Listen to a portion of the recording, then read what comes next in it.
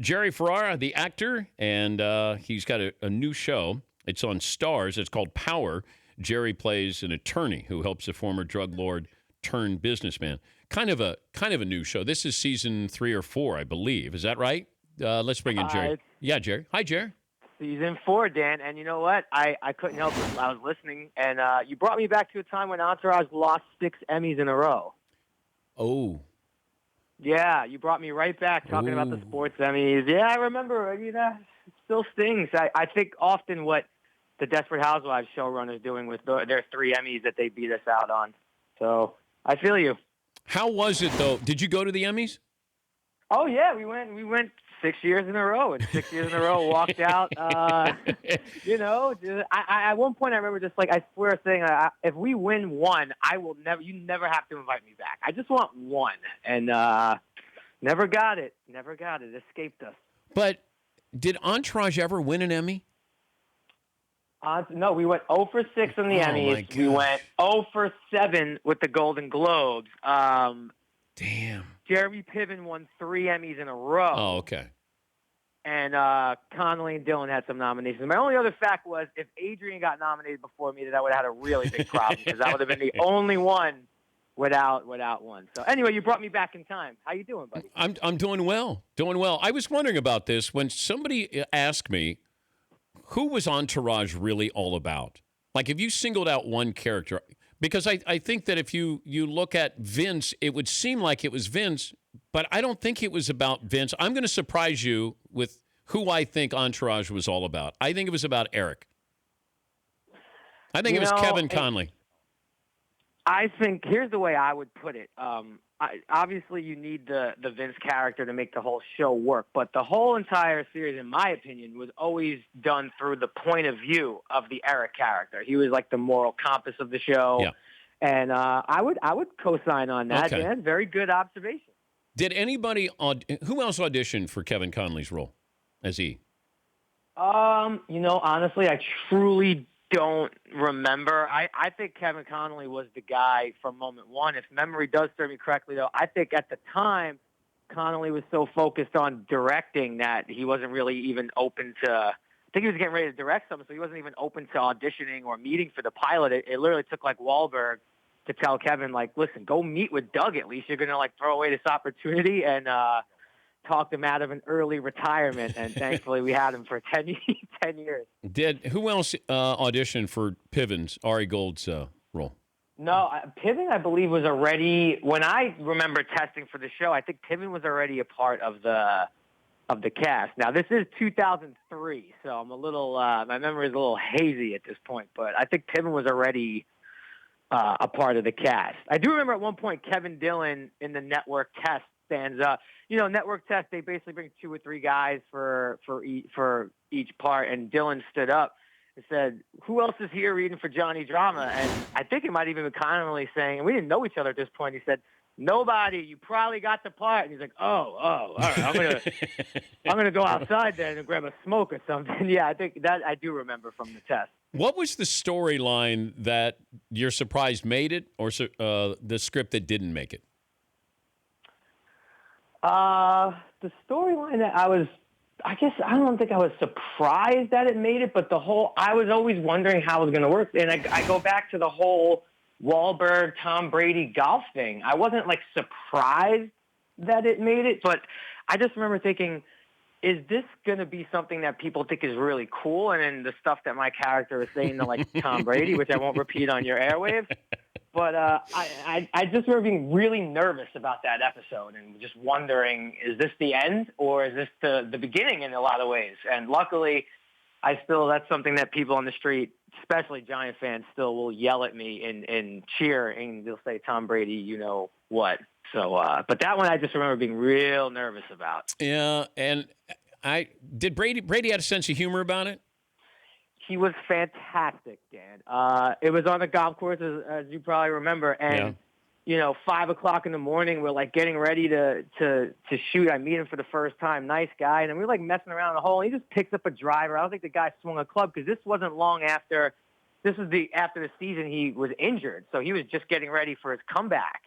And he just picks up a club. We're on a par 4. It takes a nice 5 a.m. first swing of the day and, like, pipes it, like, 308 yards down the middle. And I'm like, God, if this guy could act, I'm really going to be upset. And he was pretty damn good acting, too. So, yeah. Jerry Ferrara, the actor, the Starz series is Power, and you're engaged? I'm engaged. I'm getting married in, like, 4 months. Dan. Unbelievable. What's the game plan there? Okay, has it been revealed who's invited? That stuff is happening as we speak. I think that's like going down all next week. Invitations and stuff like that. I don't really get much of a say in all the decisions. So I think that stuff is all going down next week. All right. And look, if you got my address, so let's not even embarrass any other people here with this. Well, I was going to maybe just start lobbying to see if you'd be the officiant. You know, you got that great voice. And I just thought that maybe you as the officiant would be really, really cool. You know, do you take this man? Okay, no. But I don't want to put that pressure on you. This is what I do. I will introduce you and your wife at the reception, sort of like Jordan got introduced with the Bulls. And now, Mr. and Mrs. Ferrara. Honestly, that would be the greatest. That would be the greatest thing that ever happened to me. That would be so. That would be amazing. Ladies and gentlemen, yeah. He never won an Emmy. He never won a Tony, but boy, did he win our hearts here. Look at him, Mr. and Mrs. Jerry Ferrara. Okay, does everybody from Entourage get invited? Yes, of course. Does my favorite girl get invited, Emmanuelle Chriqui? I actually I ran into your favorite girl yesterday. Did she ask about me? Did she ask about me? You know, I felt like there was something she wanted to ask. That's a no. That's a damn. She was. But no, there was something on her mind. She wanted to ask me. So I don't know. I think she was nervous. But yes, I ran into her yesterday, and she will be attending, Dan. So a little more motivation for you to +1 to get that voice ready. +1. Why you got to ruin the bit? Yeah. Yeah, plus. I mean, of course she gets a +1. One of my good friends. I know her for 15 years. Hello. How's your bracket, by the way, in the bracket challenge here? Oh my Lord! So I promise this is not a name drop because he's in the celebrity challenge here. But I was working out at Glazer's Gym in L.A. Unbreakable, and Ryan Leaf approaches me and says, "Man, you're really at the bottom, huh?" I'm like, "Yeah, I think that happened." I'm like, and it's interesting because Fritzy started reaching out to me on Monday, and they want to talk to me. So I think I got to take my medicine here. Yeah, I had a horrible bracket. Who am I tied for last with Josh Duhamel? Is that correct? Yeah. Pretty boy Josh Duhamel. Well, yeah, I know, and that's the thing. If he loses, he's still pretty. If I lose, I don't know what else I have. Could you outbench Josh Duhamel? I don't know what kind of. I mean, it depends on what kind of shape he's in. You know, I still hold that Beach Bowl victory over his head. Very, very. That's like every time I see him, I bring up that Beach Bowl. Did you get a trophy? Did you get a trophy for the DirecTV Beach Bowl? You were the MVP. Yes, you presented me. Presented me. I'm staring at the trophy right now. Can you take a picture of that and tweet it out? 100%. Oh, yes, yeah. That would be my. You're making me so happy right now. So you didn't win an Emmy, you didn't win a Tony, but you won a DirecTV MVP award.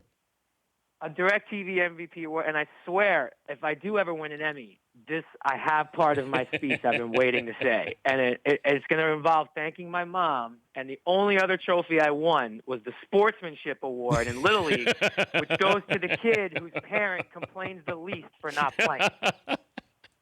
And my mom got me that award. There was times where she was upset I didn't get in the 7th inning, and I say, "Mom, don't blow this for us. I'm leading the votes for the Sportsmanship Award." Hey, I wanted to ask you about working with Clint Eastwood. Didn't you work with him on Sully? Oh, yes. Yes, I did. Okay. Yes. Now, we talked to you right after you got the job, but I didn't talk to you about the actual experience of Clint Eastwood because he's famous for not doing a lot of takes and, just kind of getting to the point, get your job done, and then move on. How did it go? We definitely did more than one take. I will say that. So that kind of myth was dispelled for me right there. But the one thing I wasn't that I had heard that I didn't know if it was true and wasn't ready is there's definitely not a like a big deal when you're getting ready to call action. Like he's kind of off on his own with a monitor, and the actors are kind of standing around, and usually you're waiting for you, Dan. You've been on more sets than me, rolling and action. And it kind of just doesn't have. He kind of comes in and just goes, "Whenever you're ready," and walks out, and you just get to start whenever you want, and you never quite. You don't really ever hear cut. You just gotta. It really was like being prepared for anything, and it was an awesome experience. I was ready for if he did one take and moved on, I just would have been so happy. It just would have been amazing. But there was more than one take. I think there's 3. How was Hanks? Only bumped into him for one day. Just the best. Awesome. He's unbelievable. He should absolutely continue to be Tom Hanks. Just everything you want. He's phenomenal. Did you introduce yourself? Did a quick hey, name's Jerry. He's like, yeah. And then, I'm really bad in those situations, Dan. I'm really awkward in those situations. Hey, more importantly, good luck with the wedding there. Sounds like you finally found your girl. So good luck with that. Dan, good to hear from you. And, look for a tweet. I'm going to go comb my hair and tweet out a photo of me with this MVP trophy. So. But more importantly, please tell Emmanuelle Chriqui I'm there if she needs a dance partner. I'm gonna text her right now. We'd like to invite all the couples out to the stage.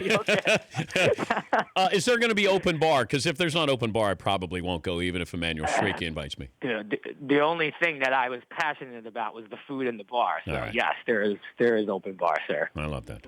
Great to talk to you, buddy. Thank you, Jer. All right. That's Jerry Ferrara. The Dan Patrick Show, weekday mornings on Audience.